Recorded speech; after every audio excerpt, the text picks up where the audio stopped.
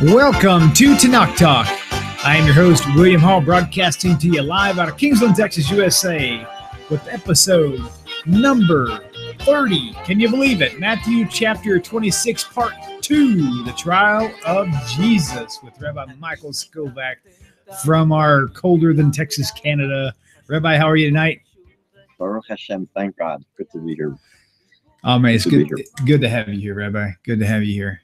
Man, I've got to figure, I talk about this every week. I'm going to figure this out. You watch. You're going to see me one day, and I'm just going to have like 5 arms just flying all over the place, just getting everything done. Unbelievable. Hey, you know what? Those, was it Medusa or something like that? Yes, indeed. Man, I could sure use it right about now. That's for sure.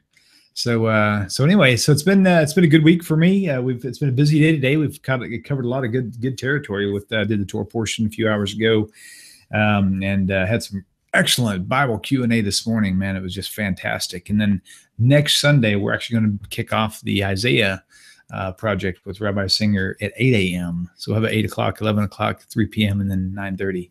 So busy. Yeah. It is really nice to be able to take it all in one package day, though, because it really just helps things to stay more organized, less setup time. It allows me also to stay more focused while I'm here. When I'm just doing one at a time, then you set up, do the broadcast, post things to the internet, do your thing, package up the computer, and go home. And then the next day, you got to come back up, reset up again, and all that setup and breakdown time over and over again really dips into the productivity time. And so it's kind of nice actually having it all together like that. It's pretty cool. So you can call it project. When it rains, it pours. Yes, exactly. You've been there. All right. Well, Rabbi, I guess since there's so much to cover, I'm just going to let you have at it. You can kind of do a little bit of a quick overview of last week for these people who haven't seen you last week. They should have, for sure. This has been a really deep and very, very thick chapter. It's been really loaded. So, yeah, this is a very exceedingly long chapter. Last week was a very, I guess, controversial passage because we don't really have any clarity in terms of whether the last meal of Jesus's life was a Passover Seder. As we saw last week, it's very hotly debated, and there's reasons and arguments for both sides. There's obviously some internal problems because the Gospels, the Synoptic Gospels of Matthew, Mark, and Luke, do see this, or they seem to, at least on the surface, they do seem to see this Last Supper as a Passover Seder. It's very clear that John's Gospel did not see it as a Passover Seder, but We saw last week that even in the Synoptic Gospels, there are strong reasons for questioning, at least, whether it was a Passover Seder or not. I think that it seems that traditionally, it was seen as a Passover Seder. Now there are more modern scholars and Bible critics who question that. I have no problem with it being a Passover Seder myself. Sure. But the action really begins after the Seder. And so we'll begin tonight with verse 31, where this is still, I guess, at that meal, at this last meal. In verse 31, Jesus addresses the disciples who were there, sitting there, and he says, "This very night you will all abandon me, you will all fall away on account of me." And then he says this is prophesied. He says this was already predicted by the Hebrew Scriptures. He quotes the 13th chapter of Zechariah, verse 7, "I will strike the shepherd, and the sheep of the flock will be scattered." So he's saying that the fact that you're all going to abandon me, I guess it's out of your control because it's Bible prophecy. He's saying it's already been scripted. I have some difficulties with this passage. First of all, it seems strange, that earlier he had announced at this meal that one of his followers would betray him, and now he's sort of shifting to all of them and saying, "You're all going to really walk out on me." And I think one of the difficulties I have with this is that Matthew has already told us many times that Jesus has informed and sort of in advance warned his disciples that, at the end of the story, he's going to be arrested, he's going to be tortured, he's going to be killed. And, according to Matthew, he's told this to his followers numerous times already. And he's given them ample warning that, things are not going to be all rosy at the end, and that he's going to meet a very, very violent end. And according to at least Christian theology, he wasn't just predicting a violent end. This was because, according to Christian theology, this was the entire purpose he came into the world. And that's why in Matthew, he supposedly tells his followers, at least 3 times that, you realize, of course, that as the Messiah, I have to go to Jerusalem and be arrested and be beaten and tortured, and I'm going to be killed. And what strikes me as strange then is that if he's been driving this lesson home to his disciples, it's clearly been something that he's spoken about quite a bit, then why would they abandon him at this point? It's hard to understand. Right. Why? Because, they really should be anticipating this is the grand finale. This is really what they've been prepared for. This is, from not just, again, in terms of, the politics of the Romans, killing the bad guys, but in terms of the way Christianity presents the entire mission of Jesus, the entire purpose of him coming to the earth was for this glorious reason, this glorious purpose of dying as a sacrifice to atone for the sins of the world. And allegedly, his disciples have been taught this many times. They apparently are supposed to know by now what the whole program of the Messiah is.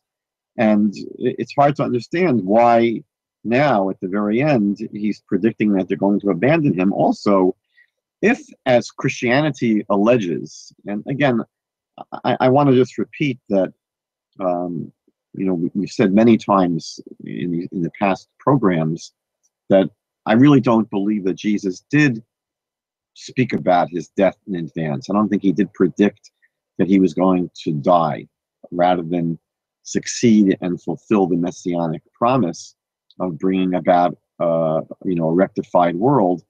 I think that these passages, at least in my opinion, were really put into the mouth of Jesus later on by the gospel writers. But let's at least for the sake of argument, assume that, what Christian theology teaches is true, that Jesus had been claiming all along to be God, and that his disciples from the very beginning understood that he was the Almighty, he was God in the flesh. And so if that's true, if Jesus was clearly teaching that he was God, and that his followers had that vision of who he was, that it wasn't something that, again, according to Christian theology, it didn't just develop, in the decades after the death of Jesus. I think it's much more reasonable to say that that's what happened, that it wasn't until years and years and years later that the followers of Jesus came to deify him and see him as God. But again, according to sort of traditional historical Christian theology, that's not the case. They insist that Jesus always claimed to be God and was always understood by his disciples to be God. So again, why would they abandon him and give up hope at this point? It's hard to understand. Now, we should point out that this is really, if you take the Gospel of John, I didn't mention this last week, but in the Gospel of John, Jesus applied a scripture from the Hebrew Bible to himself when he said that one of his disciples would betray him. So when he says that, that Judas Iscariot would betray him, he says that really fulfilled a prophecy from the book of Psalms, where I think it's Psalm 41, somewhere around there. David writes that my own close friend who ate of my bread has lifted his heel against me. And, that's often cited as one of the messianic prophecies that Jesus fulfilled.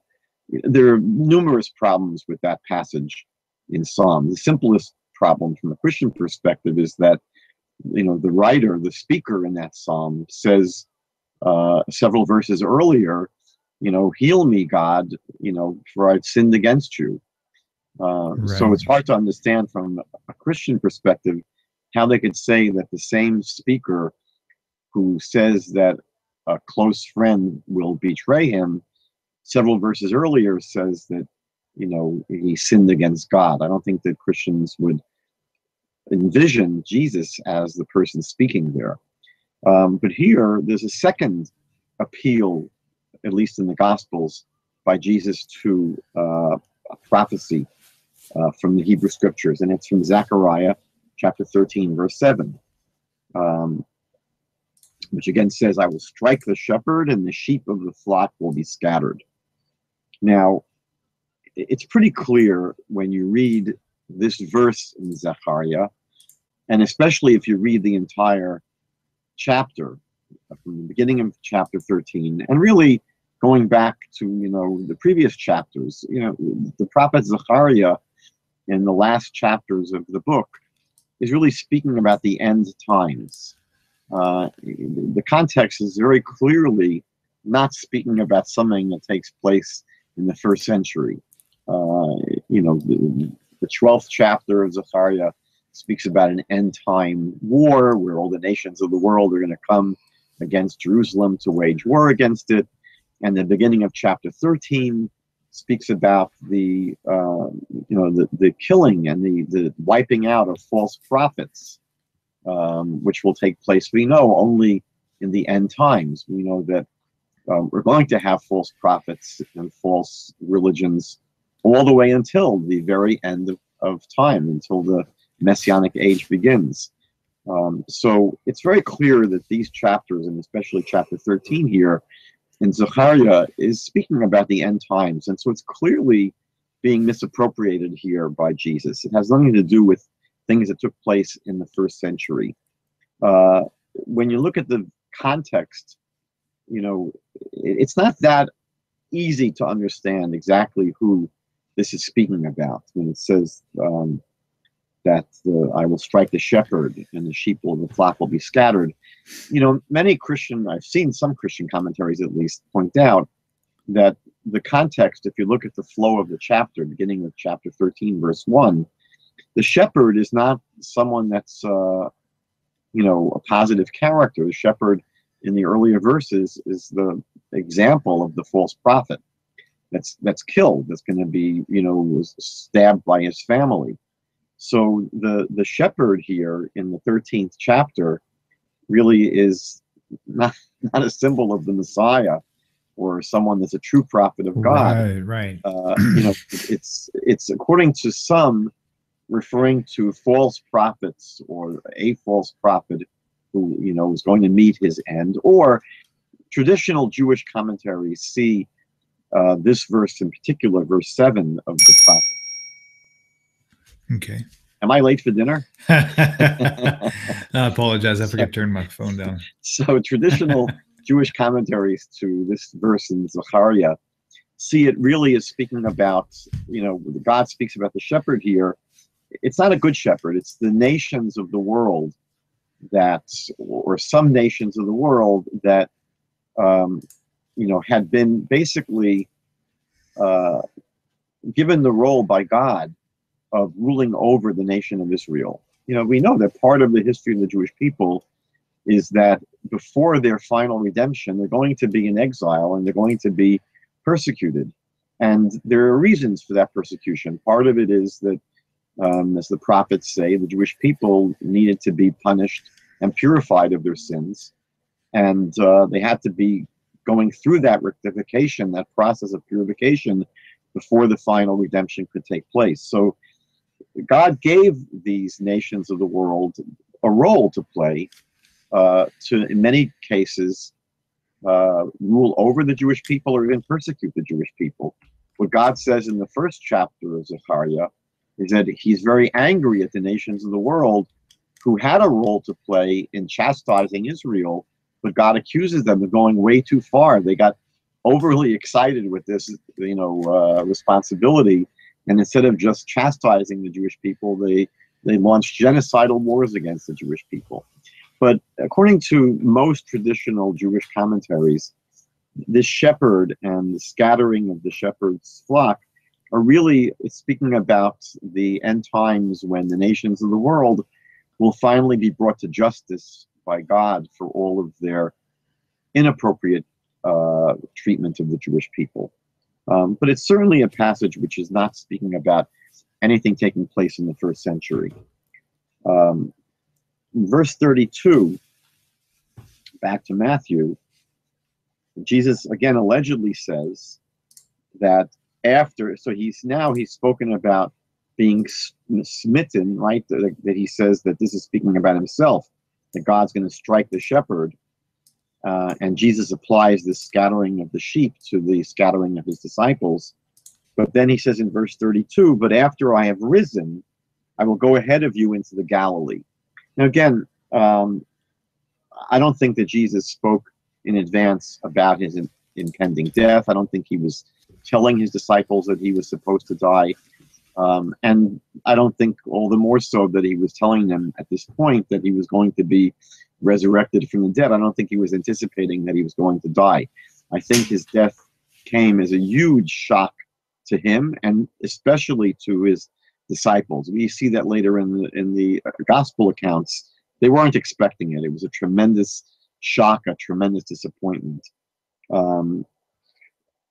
Another problem is that in Luke chapter 24 and in Acts chapter 1, which have, again, these allegedly post-resurrection appearances, there's a very different message that Jesus gives. Here in Matthew, he's saying to them that, look, after I am killed and resurrected, I'm going to be meeting you in the Galilee.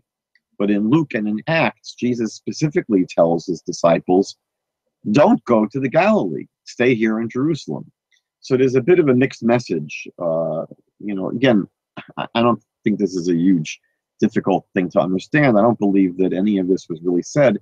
So I think you have different accounts that are, inserted into the mouth of Jesus by the gospel writers, writing again many decades later. Matthew's writing in about the year 80 approximately. Luke is writing in the 90s. So again, these two gospel writers, when they're sort of reconstructing the narrative of what they believe or would like to believe took place in the time of Jesus, so they have two different versions really of the instructions that Jesus gives his disciples in terms of what to do after his death.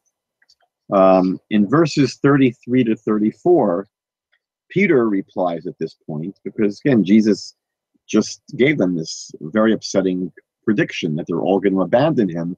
So Peter says in verses 33 to 34, he says, no, even if everyone else abandons you, I never will abandon you.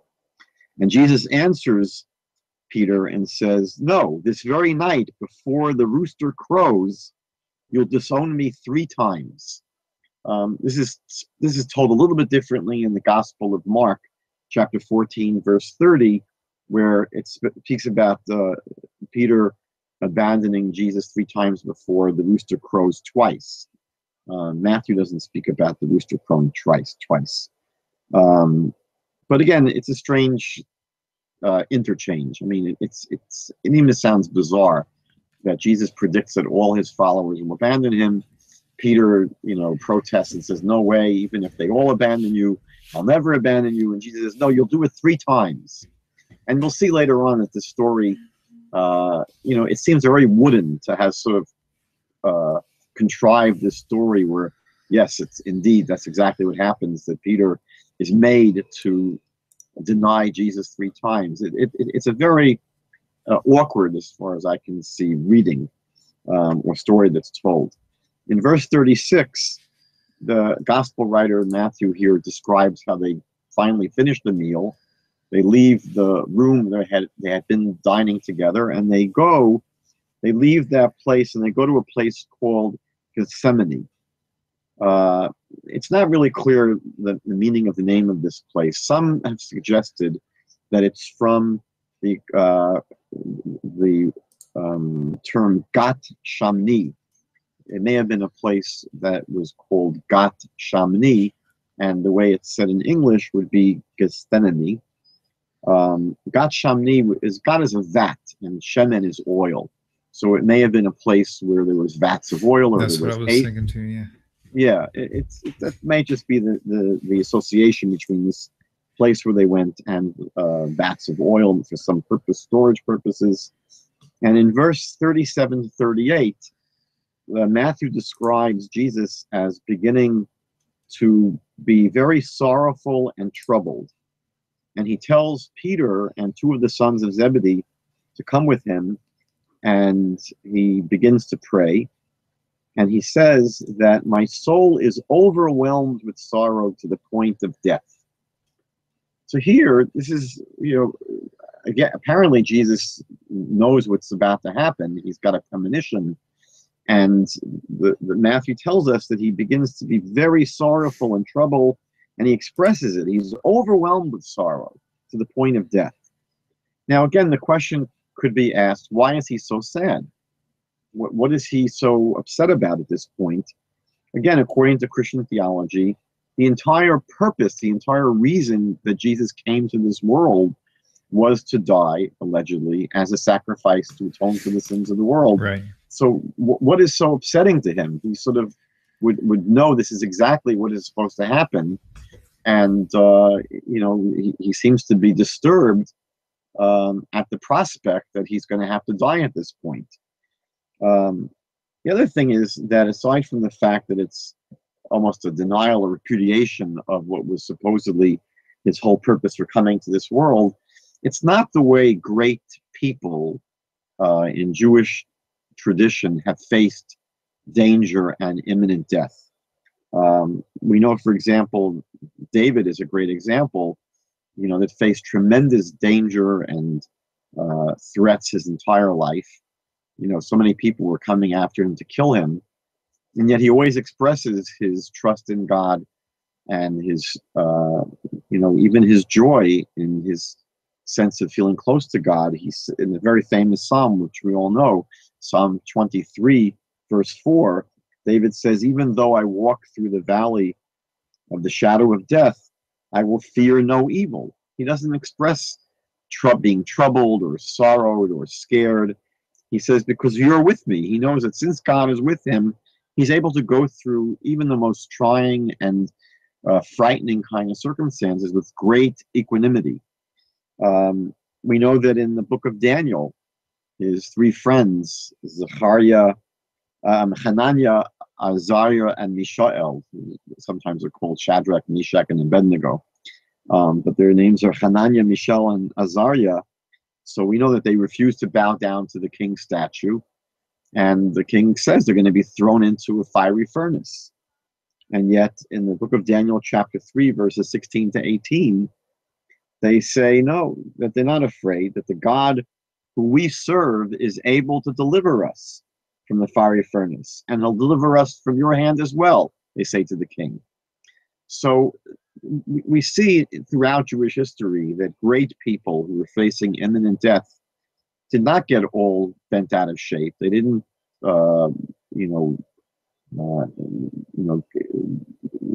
wallow in sorrow and in terrible, feelings of abandonment. They felt that God was always with them, and that was able to bring them through these very trying situations. Even in post-biblical stories, one of the most famous Talmudic stories is of Rabbi Akiva. We know that the Romans took him out and they tortured him in the most horrible kind of way. They took iron combs and they scraped off his skin until he died. And while this was taking place, while he was being tortured, he started reciting the Shema, Shema Yisrael, Adonai Eloheinu, Adonai Echad, Hear, O Israel, Hashem is our God, Hashem is one, and you shall love Hashem your God with all your heart and all your soul and all your might. And his students couldn't believe, that he had such equanimity. And even in a time like this, you're still able to love God and thank God and praise God. And Rabbi Akiva says to them, my whole life I've been saying these words, that you shall love God with all of your heart, which I've done, and all of your soul, which I never had a chance to do. And he says, now that I finally have a chance to love God with all of my soul, to the point where my soul will be taken away from me, How could I not express these words? So here you have an example of a great person who's facing his death, but with very, very different kind of reaction than we see here in Matthew. And then even in the Shoah, the Holocaust, we know that there were countless Jewish people who were facing the gas chambers. And in the face of that very imminent death, ordinary people went to the gas chambers singing, Ani ma'amin be'emunah shlema, that I believe with perfect faith in the coming of the Messiah.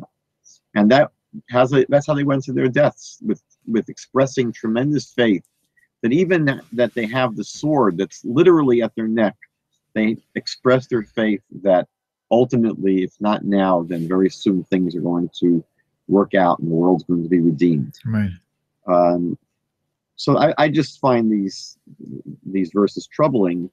And then we're told in verse 39 that going a little bit further, Jesus falls on his face and he prays, my Father, if it is possible, may this cup be taken from me, yet not as I will, but as you will.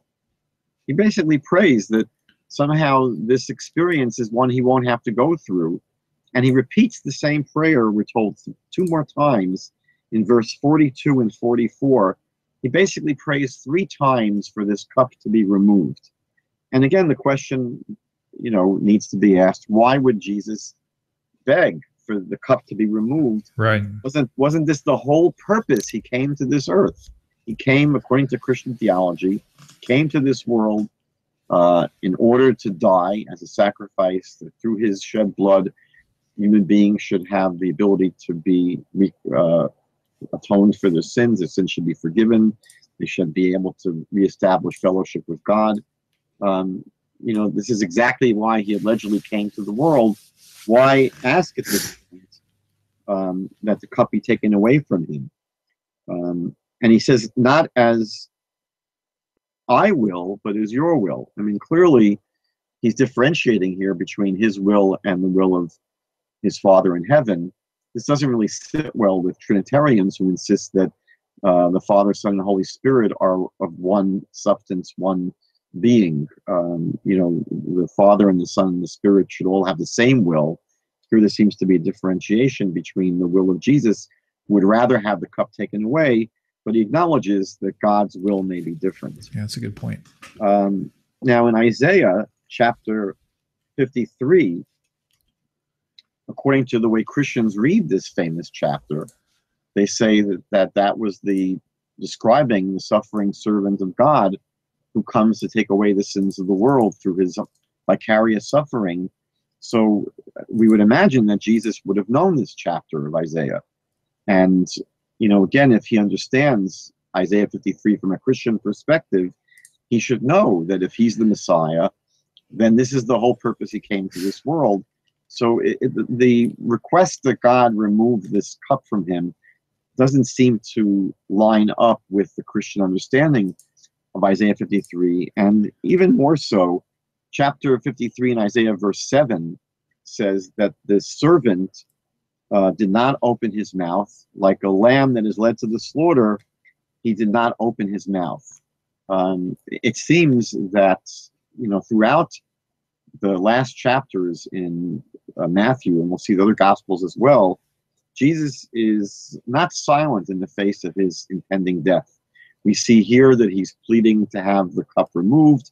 We'll see, in the trials that will be coming up soon that we'll be looking at, especially in the other Gospels. Jesus defends himself in the Gospel of John very, intelligently. He's charged with, by the Romans of being the king of the Jews, and he defends himself. So it's hard to see Isaiah 53 verse 7, which speaks about this servant being silent in the face of his persecutors, in the face of, going to his death, where Jesus is certainly not silent. He's very talkative, actually. I was wondering about verse 9, where it talks about where his burial and such. It seems like what happened to him was actually opposite of what Isaiah 53:9 part B says.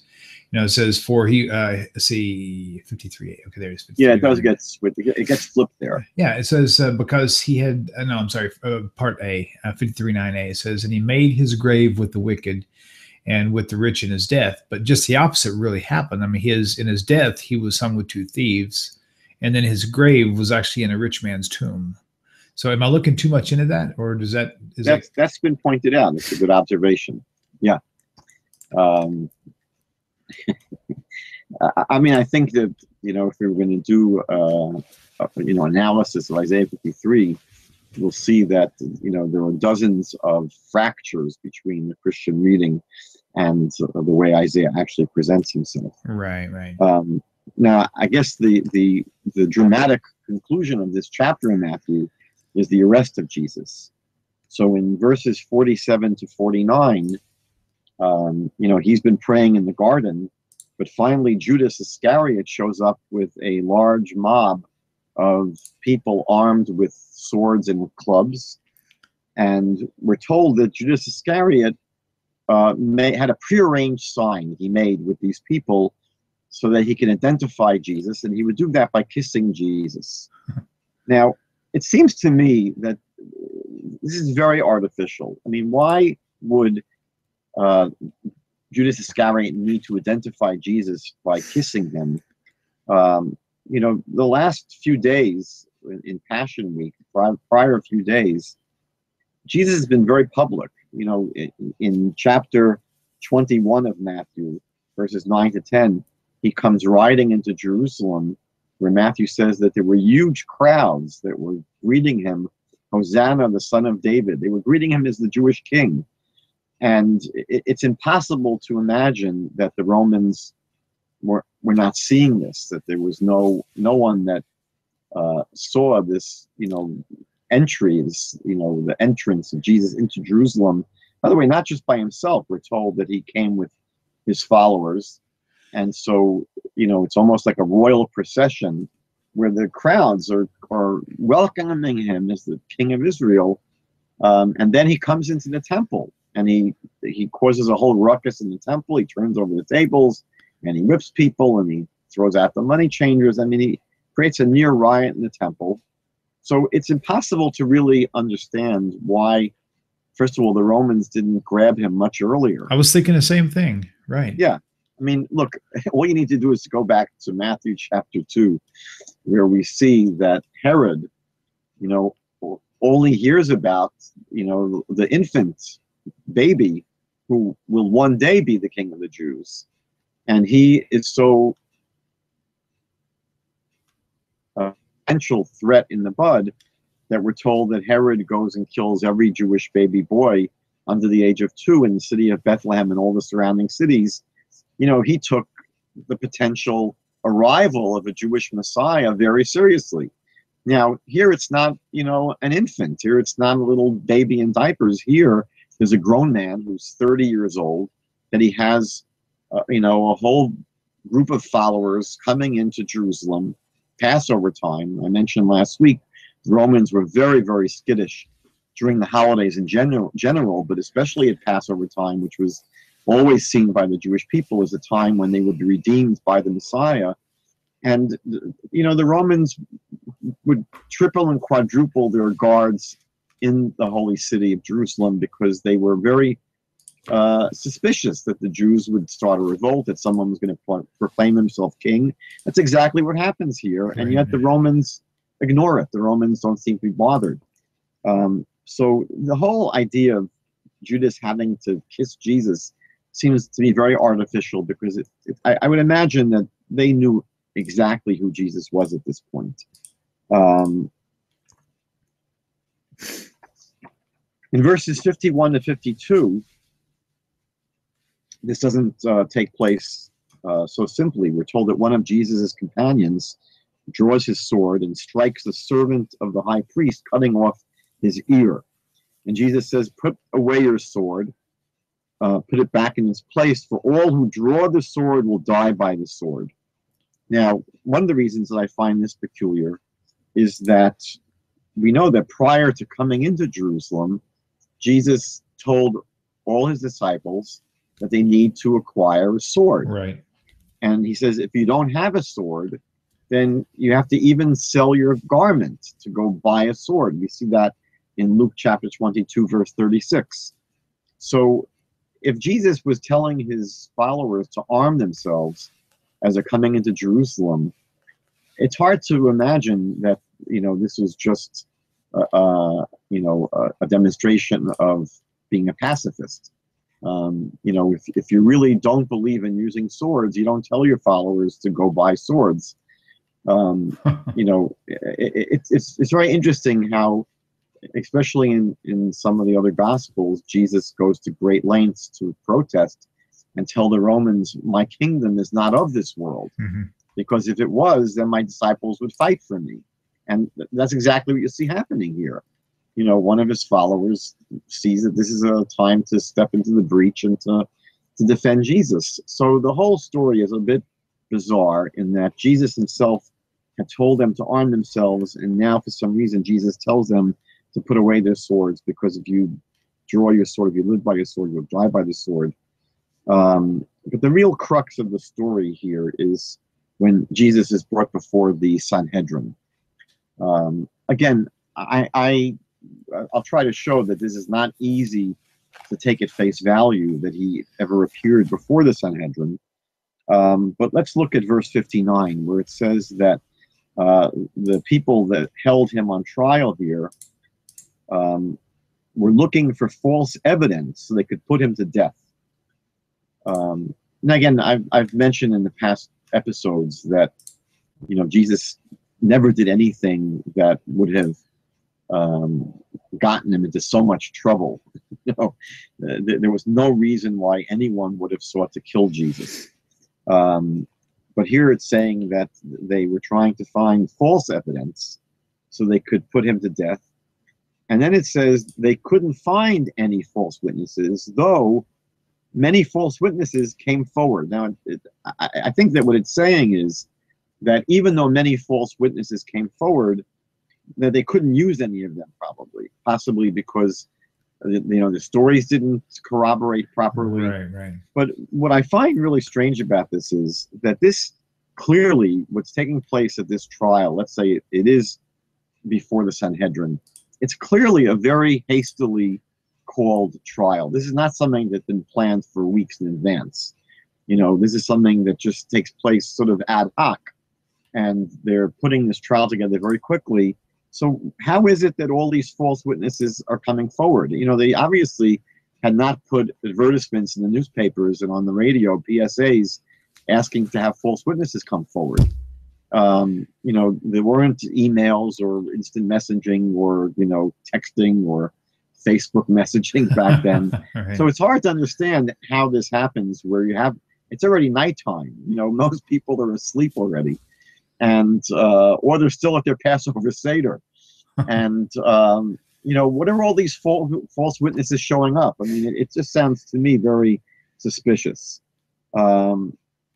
Another thing is that if this whole trial is a sham, and that's what Matthew says, that they were seeking false witnesses so they could put him to death. So if the whole trial was a sham in the first place, why would there be any problem just producing?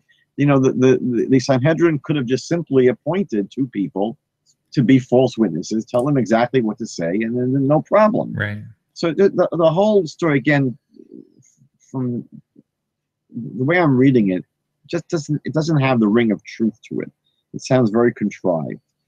In verse 61, finally, two people say, "We heard him say, I am able to destroy the temple of God and rebuild it in 3 days."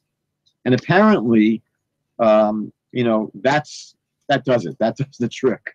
It's hard to imagine what the other witnesses came to say. This is very bizarre because, first of all, to say that you can destroy the temple and rebuild it would not be a capital crime. It would not be blasphemy. It would not be a capital crime. And yet, the Gospel of Matthew tells us that this is the charge that the Sanhedrin finally says, or we finally got him. And then, for some reason, almost as a non sequitur, In verse 63, the high priest says to Jesus, I charge you under oath by the living God, tell us if you're the Messiah, the Son of God. I mean, where is that coming from? You know, he apparently was just convicted on the testimony of these two witnesses, possibly false witnesses, claiming that, you know, Jesus said he can destroy the temple and rebuild it. So why is it so important for him to now confess that he's the Messiah, Son of God? And again, it's very important to understand that this is not a capital crime to claim to be the Jewish Messiah. And Son of God, again, it's not you know, a crime. The Bible itself describes certain people as a son of God. Solomon is called the son of God. The Jewish people are referred to as God's firstborn son. So it's a very strange question. It's coming almost out of left field in the sequence of the previous verse. And again, it's no crime for a person to claim to be the Messiah. And Jesus, again, is very interesting. He's never gives a straight answer. He's always very dodgy. And he says to the high priest, you've said so, right, that I'm the Messiah, Son of God. But I say to all of you, this is verse 64, from now on you will see the Son of Man sitting at the right hand of the Mighty One and coming on the clouds of heaven. Now, obviously, this didn't happen because it didn't happen from that point on. No one saw what he's describing here. Right. He seems to be, again, appealing to the 7th chapter of Daniel, which we discussed in the previous episode. Now, isn't this something didn't this refer to the area where he said, many of you who are standing with me will not taste death until they see? Is this what he was possibly referring to? That was to his disciples. Right. Right. And now he's speaking to, you know, the whole Sanhedrin. Wow. He's promising them something which obviously did not happen. And in verse 65, the high priest tears his clothing, and he says, he's spoken blasphemy. Why do we need any more witnesses? Look now, you have heard the blasphemy. What do you think? Now, first of all, again, it's not blasphemy. Anything that Jesus said, it's not blasphemy. It wouldn't be. Blasphemy in the Jewish Bible is cursing God using one of God's names. So there's no blasphemy going on here at all.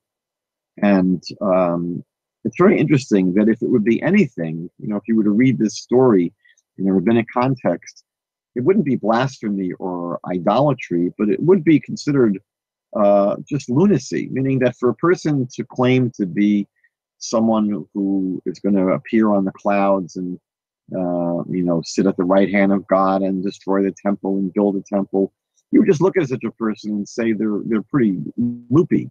And what's interesting is that Josephus, in the Wars of the Jews, chapter 6, actually speaks about a very similar event that took place later on during the reign of the procurator Albinus, about someone whose name actually was Jesus, son of Ananias, another person named Jesus, which, by the way, was a very common name back then. And he was ranting about the temple when he was around. He was during the holiday, not of Passover, but of Tabernacles, Sukkot. And this Jesus, son of Ananias, was ranting and raving, you know, all over Jerusalem about the temple. And at the end of that story, he was released as a madman. You know, it wasn't seen as someone that was uttering, you know, blasphemy or heresy. The real problem in this chapter, and this is one that, you know, books have been written about, I'm just going to share a few points, is with this trial altogether. First of all, it's very, very clear, but this is very well known, that the Sanhedrin was not meeting in any place they chose to meet. The Sanhedrin had to meet in a place called the Lishkat Hagazit, the Chamber of Hewn Stones. And it was in the temple precincts. And they were not supposed to be meeting in the house of the high priest like they're doing here. So that's one problem, is where this whole trial with the Sanhedrin takes place. Another problem is that any trial had to begin and conclude during the day. That was a rule that the trials with the Sanhedrin had to take place. They had to begin in the daytime and conclude before the nighttime. And so a trial at night like this one is just totally out of the question in terms of what the Sanhedrin would do.